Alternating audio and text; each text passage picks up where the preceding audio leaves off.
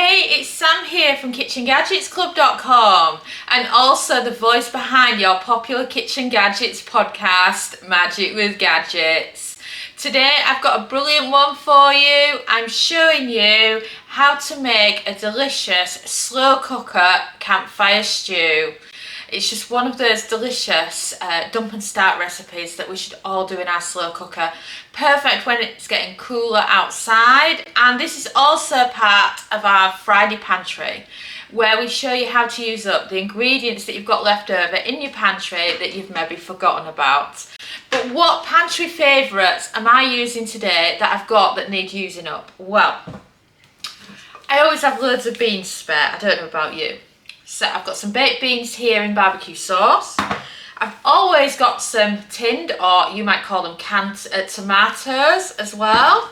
And then one thing that I seem to have a ridiculous amount at the moment, because I've been on photo shoots and there's been leftovers and bottles on the go, I seem to have a ridiculous amount of Worcestershire sauce. So I'm using up these little bottles that I've got. And then I've got a bigger bottle still in my pantry, so I always seem to have a lot of that. I don't know about you, if you have that one ingredient that you always have loads of it on the go. That is ours, especially with the types of recipes we do, because we tend to use it a lot. And then for other ingredients, I've got one that I want to use up. I've got some garlic puree. I've got some tomato puree, or in other countries I know they call it tomato paste.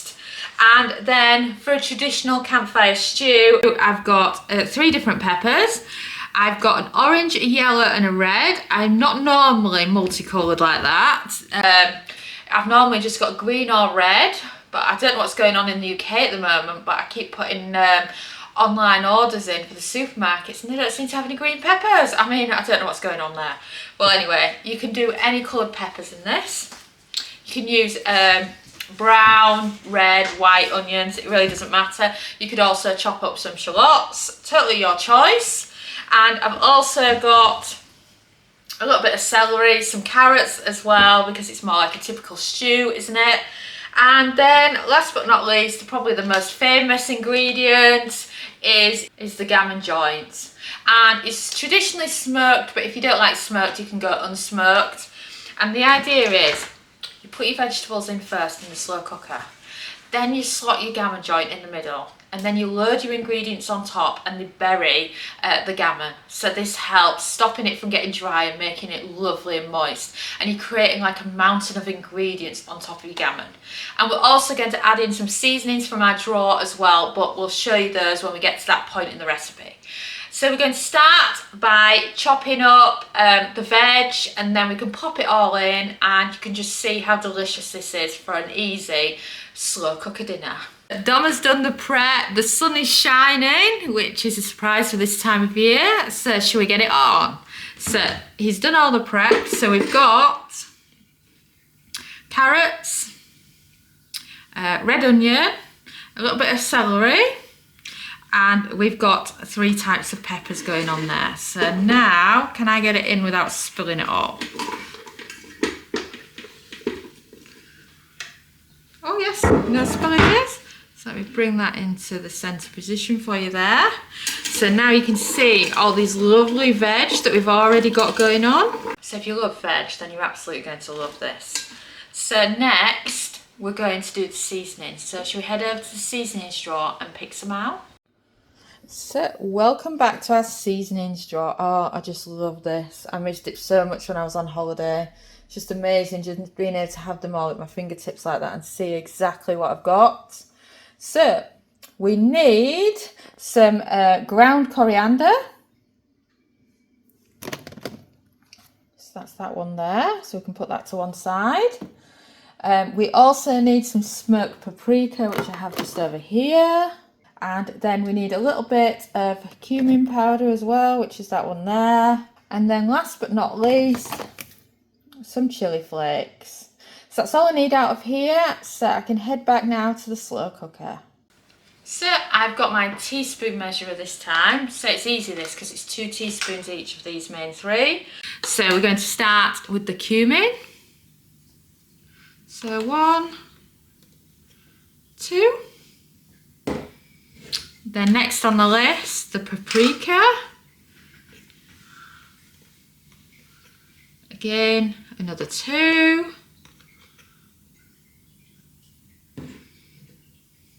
And then my favourite of them all, the ground coriander. And then of course some salt and pepper. Salt in first, then some pepper. And then what I recommend is a stock cube, but you don't want to be making up stock with it because you don't want to make this dish too watery. So we're just going to crumble the stock cube into the mixture so that it's like an additional seasoning. So I've just got a veggie one here because I'm out of chicken ones, and it's just totally up to you which ones you prefer to use. So just crumble it in like that, and then that's added as well. And then it's personal choice, isn't it, as to how much chilli that you want to add to your cooking pot. I know some of us really don't like it, whereas others like, give me more heat. So I will leave it up to your preference as to how much you're going to put in. I'm feeding the kids, so I'm not going to be adding much. But I would say that a normal amount that I see that a lot of people add is about half a teaspoon. So I've got about 1/3 of a teaspoon here because, like I say, the kids won't like it otherwise. So then all those to one side. You've done your main seasonings now. So now we're going to add what I call the wet seasonings. So that's your Worcestershire sauce, your garlic and your tomato puree. So add as much Worcestershire as you like. And then, as you know, it's a pantry clear out, so I'm just going to get rid of this garlic one. Oops, some's gone up the side, but it won't matter to the recipe. I'll give that a wipe in a second. And then, of course, some tomato puree as well. So then you just want to get that seasoning all over your vegetables. And you've got your lovely seasoned vegetables there. Oh, they're just beautiful. Obviously, I need to wipe my hands. So now your next step is to add your gammon. So this is the gammon joint we're using. So now open up your gammon, and then I'm going to get rid of its packaging, including the plastic wrap that's inside it, because eventually you want it to become pulled gammon, so it doesn't matter if it falls apart a bit during the cooking process.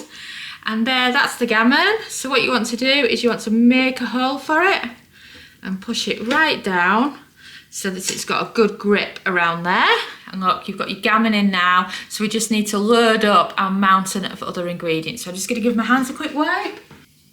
So all that's left now is your beans and tomatoes. So you want to open them up, and then you want to pour them over the gammon like that, so that you can't see the gammon anymore. So it's like it's hidden.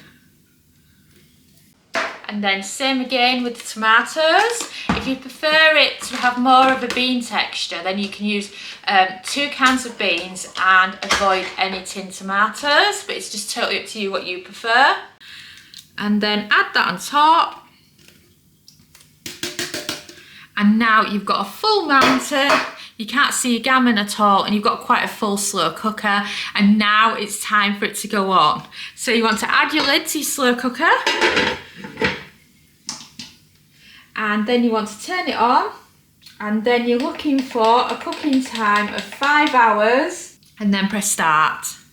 5 hours is because when you're doing your gammon, you want it more like pulled gammon rather than like you're dicing it for a roast dinner. So if you prefer it more diced in your campfire stew, then you can reduce this to 4 hours. If you're using a Ninja Foodie, I find the slow cooker slightly slower. So if I was doing a Ninja Foodie slow cooker recipe, I would increase this to 6 hours, just so that you know, depending on which slow cooker type that you're using. So we'll be back in 5. So the campfire stew's done its cooking time. So shall we check on it, and I can show you what it's like. It's buried so well now you can't even see the gammon. So shall we look for the gammon? If you go under there, under the beans, there is your gammon. Oh, doesn't that look beautiful? Beautiful gammon. I know this is going to fall off my fork in a second, so I'm going to move it now to a chopping board. Wooden spoon later. Give it a good stir. And I've messed about a lot with this recipe, and one of the things I found is that I ended up with too much liquid or not enough beans, and you can really see the beans and the veg in this one. So if you feel that you go in the same way, just remember you don't need any extra stock. Just one lot of passata or canned or tinned tomatoes along with 1 can of beans is the perfect mix. So now that's your main stew base, so we just need to be talking about the gammon. Right, so I'm just going to move the slow cooker to one side, and then we can focus on this beauty. So, are you the kind of person that earns these? Yes or no? Personally, I wouldn't pay for them myself. I was given these as a gift many years ago. But you can just as easily use 2 forks, depending on what you prefer to shred your gammon with. So, is it shreddable? That's the question. Oh yeah. So you can use one meat claw to hold it with, and then the other to shred with. They're more traditionally used for pulled pork, but you can also do them for your gammon as well. I mean, look at that. Doesn't that gammon look amazing? It's a bit hot on the touch, but you can see there how pull apart it is. And also, if you didn't know this, if you wanted to do like a pulled pork, but all you have is gammon, then you can do the exact same thing with gammon, and it's just called pulled gammon. It's really nice, and I've done it a few times now. And we've also got the recipe on KitchenGadgetsClub.com if you do want to try the pulled gammon. And we've also got a lot of other slow cooker gammon recipes over there as well, and I do like them. So look at all that. So you want to pop it all in, and then grab any bits that have fallen like I'm doing there. Right, I think I've got most of it up there. So have a closer look at that. And then what you can do is you can grab any bits that are a bit big. So now get your wooden spoon back in, mix in the gammon, or the ham I should say, that we've just pulled. And there you have it. That is your campfire stew. I mean, it wasn't that easy to make. So just take a look at that. Doesn't that look brilliant? And it tastes so nice as well. And of course you can freeze it. Say if there's too much for you there, it's great for freezing. It's great for making whilst you're on holidays. So if you're away staying at an Airbnb, or you're on a campsite and that, and you just want something warm and filling at this time of year, then it's absolutely perfect. So here's to slow cooker campfire stew. Thanks so much for watching our YouTube video. It feels so amazing that you've stuck around to the end. And of course, that must mean that you like our videos. So why not also follow us on social media? You can find us at the Kitchen Gadgets Club on Facebook, and on Pinterest, TikTok, we're Kitchen Gadgets Club. You can subscribe to our YouTube channel for more great videos like this one. And you can also find us at KitchenGadgetsClub.com, where we have a membership that shares brand new kitchen gadget recipes every week. And we also have lots of great ideas, resources, tips and tricks. And we are an ovenless kitchen, so we teach you exclusively how to cook with kitchen gadgets. And a ciao for now.